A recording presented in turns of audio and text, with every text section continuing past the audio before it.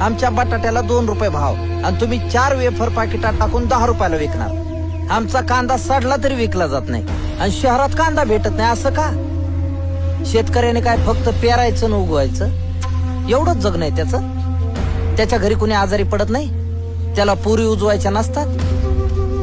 दरवर्षी 5-50 हजार रुपये मातीत टाकून दाखवा, पाऊस येईल का, बियाणं चांगलं मिळेल का, पीक चांगलं येईल का, भाव चांगला राहील का, काही माहित नसतं। आणि असं असताना हजारोचं खत आणि बियाणं मातीत टाकून आयुष्याचा जुगार खेळणं जमल तुम्हाला मॅडम? आमच्या कापसाचा भाव ठरवता तुम्ही आणि 5 पैसे प्रोडक्शन कॉस्ट असलेले इंजेक्शन तुम्ही 1000ला विकता, तेव्हा विचारता का? मोबाईलचे ठरवता का हमी भाव?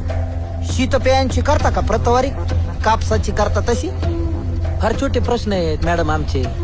आम्हाला चांगलं बियाणं द्या, मुबलक पाणी द्या, आमच्या पोराच्या चांगल्या शिक्षणाची आरोग्य